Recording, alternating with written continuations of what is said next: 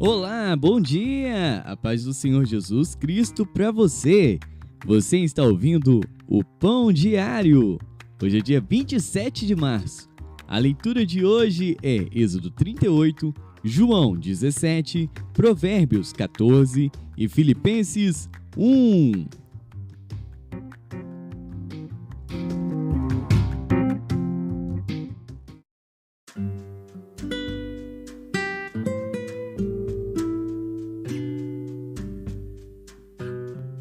Êxodo.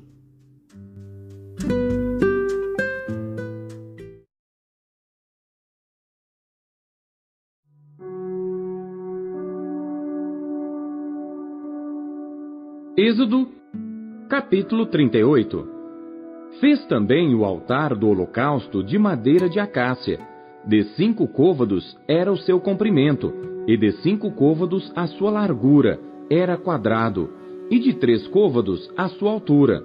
E fez-lhe as suas pontas nos seus 4 cantos. Da mesma peça eram as suas pontas, e cobriu-o de cobre. Fez também todos os utensílios do altar, os cinzeiros, e as pás, e as bacias, e os garfos, e os braseiros. Todos esses pertences fez de cobre.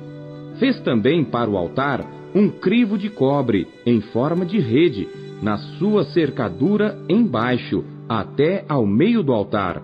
E fundiu 4 argolas para as 4 extremidades do crivo de cobre, para os lugares dos varais. E fez os varais de madeira de acácia, e os cobriu de cobre. E pôs os varais pelas argolas aos lados do altar, para com eles levar o altar. Fê-lo oco e de tábuas. Fez também a pia de cobre com a sua base de cobre, dos espelhos das mulheres que se reuniam para servir à porta da tenda da congregação. Fez também o pátio do lado meridional. As cortinas do pátio eram de linho fino torcido de 100 côvados.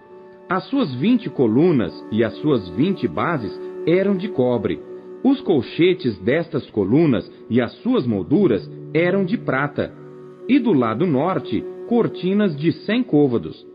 As suas 20 colunas e as suas 20 bases eram de cobre. Os colchetes das colunas e as suas molduras eram de prata.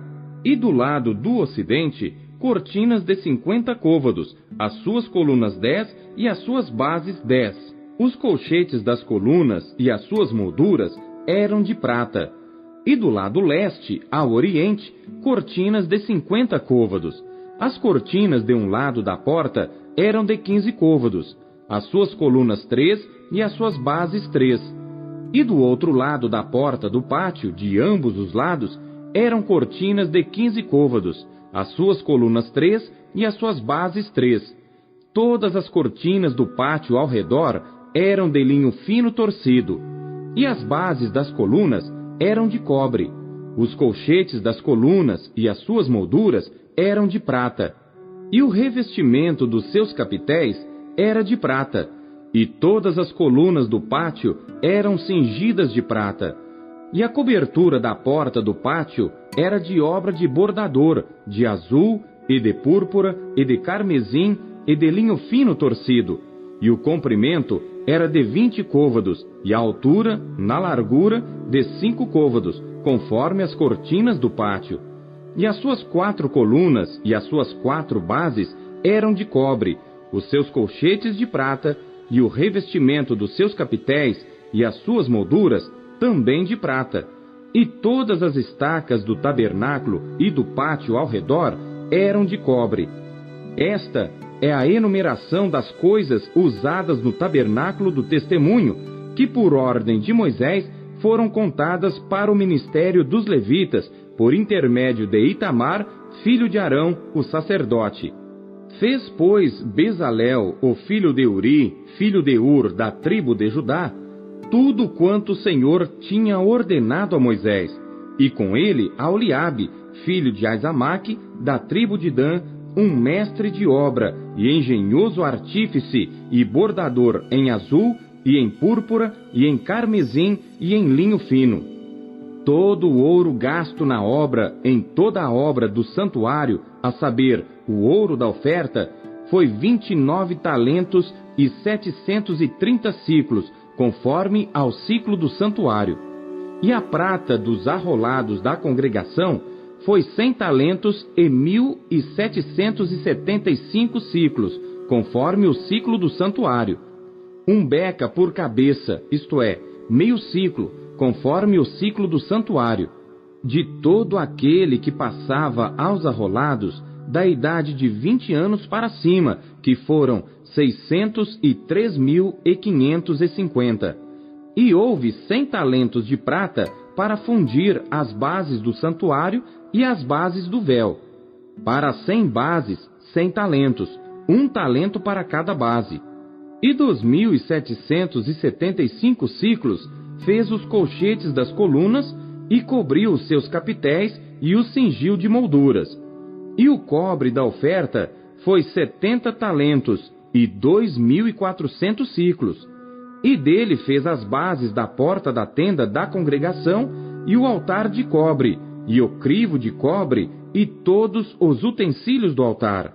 E as bases do pátio ao redor, e as bases da porta do pátio, e todas as estacas do tabernáculo, e todas as estacas do pátio ao redor.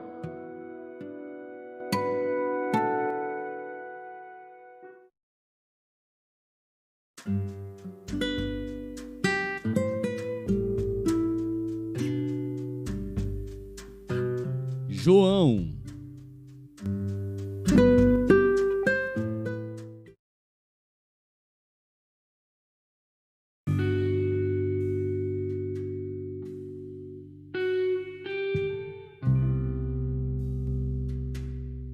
Capítulo 17.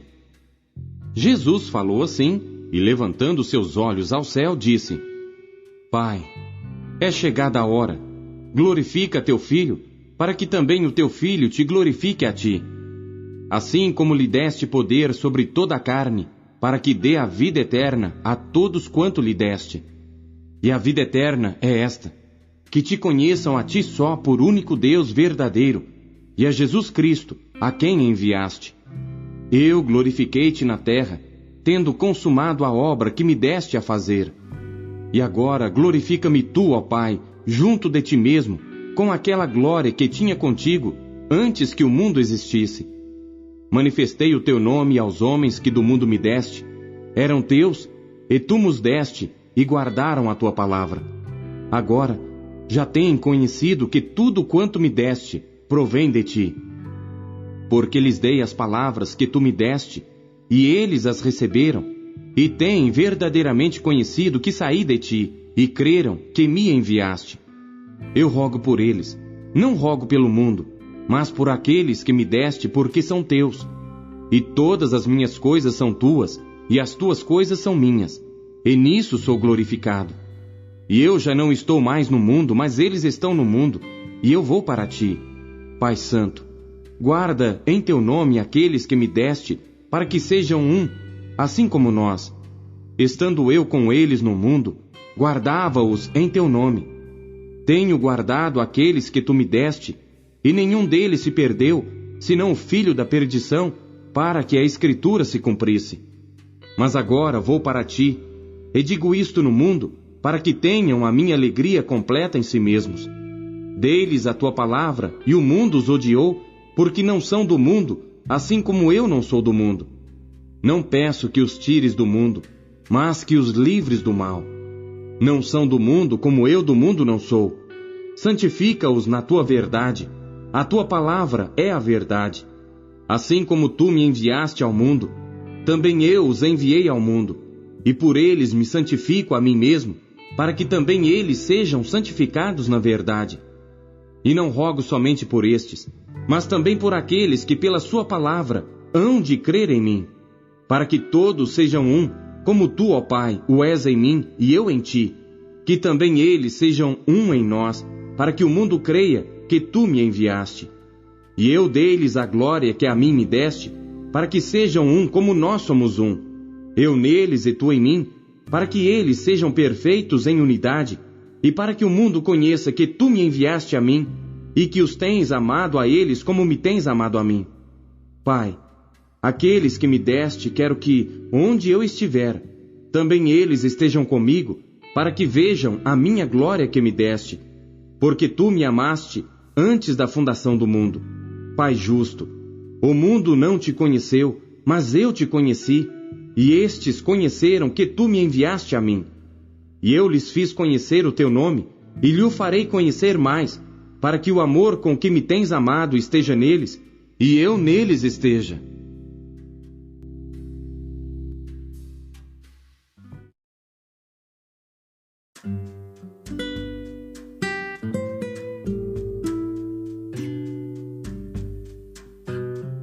Provérbios.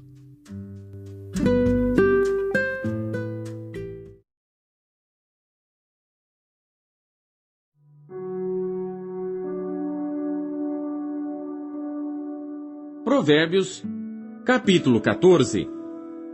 Toda mulher sábia edifica sua casa, mas a tola a derruba com as próprias mãos. O que anda na retidão teme ao Senhor, mas o que se desvia de seus caminhos o despreza.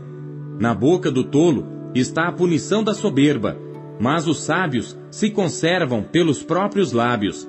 Não havendo bois, o estábulo fica limpo, mas pela força do boi, a abundância de colheita. A verdadeira testemunha não mentirá, mas a testemunha falsa se desboca em mentiras. O escarnecedor busca sabedoria e não acha nenhuma.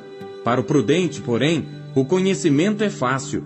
Desvia-te do homem insensato, porque nele não acharás lábios de conhecimento. A sabedoria do prudente é entender o seu caminho, mas a estultícia dos insensatos é engano. Os insensatos zombam do pecado, mas entre os retos há benevolência. O coração conhece a sua própria amargura, e o estranho não participará no íntimo da sua alegria. A casa dos ímpios se desfará, mas a tenda dos retos florescerá. Há um caminho que ao homem parece direito, mas o fim dele são os caminhos da morte. Até no riso o coração sente dor, e o fim da alegria é tristeza. O que no seu coração comete deslize, se enfada dos seus caminhos, mas o homem bom fica satisfeito com o seu proceder. O simples dá crédito a cada palavra, mas o prudente atenta para os seus passos. O sábio teme e desvia-se do mal, mas o tolo se encoleriza e dá-se por seguro. O que se indigna à toa fará doidices, e o homem de maus intentos será odiado. Os simples herdarão a estultícia, mas os prudentes serão coroados de conhecimento. Os maus inclinam-se diante dos bons, e os ímpios diante das portas dos justos. O pobre é odiado até pelo seu próximo, porém os amigos dos ricos são muitos. O que despreza o seu próximo peca, mas o que se compadece dos humildes é bem-aventurado. Porventura, não erram os que praticam o mal, mas beneficência e fidelidade haverá para os que praticam o bem. Em todo trabalho há proveito, mas ficar só em palavras leva à pobreza. A coroa dos sábios é a sua riqueza, a estultícia dos tolos é só estultícia. A testemunha verdadeira livra as almas, mas o que se desboca em mentiras é enganador. No temor do Senhor há firme confiança, e ele será um refúgio para seus filhos. O temor do Senhor é fonte de vida para desviar dos laços da morte. Na multidão do povo está a glória do rei, mas na falta de povo a ruína do príncipe. O longânimo é grande em entendimento, mas o que é de espírito impaciente mostra a sua loucura. O sentimento sadio é vida para o corpo, mas a inveja é podridão para os ossos. O que oprime o pobre insulta aquele que o criou, mas o que se compadece do necessitado o honra. Pela sua própria malícia é lançado fora o perverso, mas o justo, até na morte, se mantém confiante. No coração do prudente a sabedoria permanece, mas o que está no interior dos tolos se faz conhecido. A justiça exalta os povos, mas o pecado é a vergonha das nações. O rei se alegra no servo prudente, mas sobre o que o envergonha cairá o seu furor.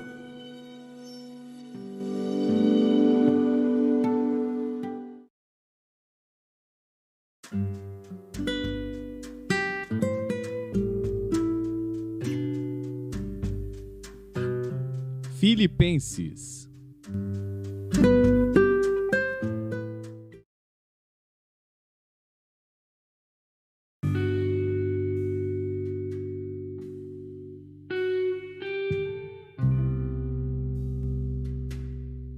Filipenses, capítulo 1. Paulo e Timóteo, servos de Jesus Cristo, a todos os santos em Cristo Jesus que estão em Filipos, com os bispos e diáconos, graça a vós e paz da parte de Deus nosso Pai e da do Senhor Jesus Cristo.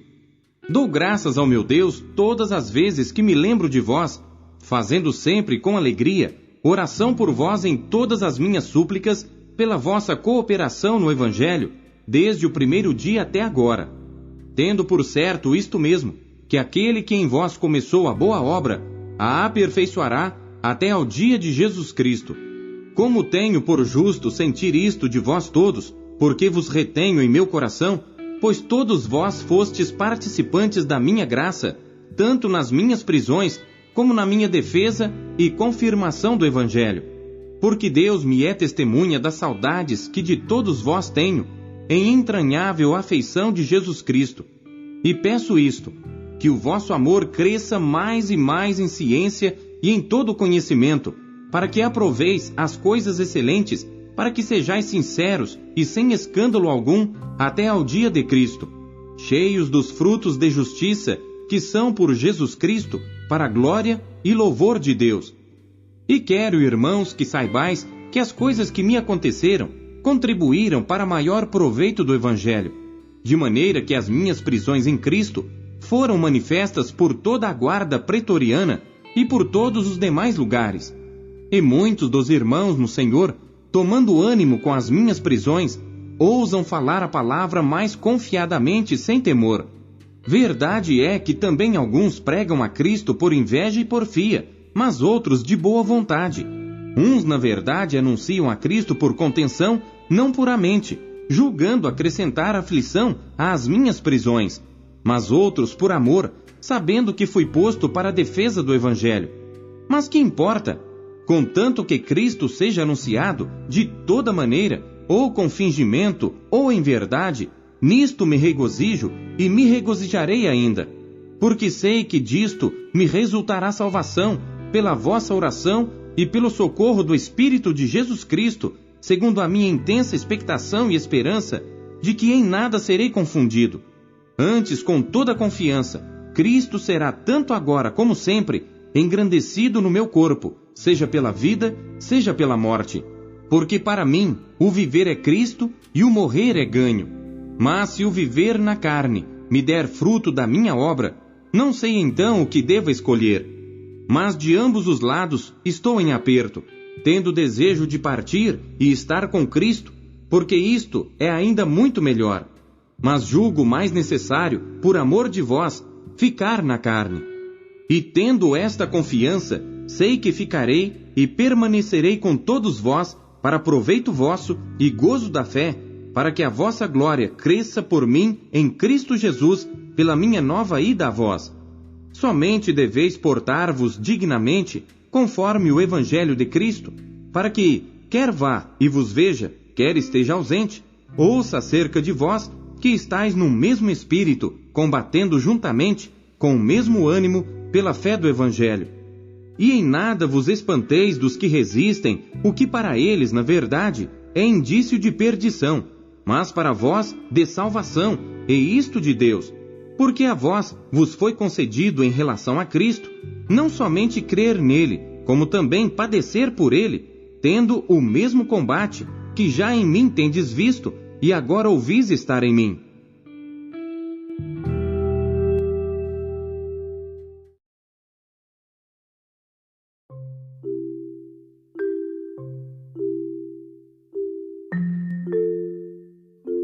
Não se contente em apenas ler a Bíblia. Busque encontrar Deus nela. Você acabou de ouvir Pão Diário. O Pão Diário é um oferecimento da Sociedade Bíblica Trinitariana do Brasil, na voz do pastor Paulo Castelã. Não deixe de compartilhar o Pão Diário com os seus amigos. Até amanhã. Tchau!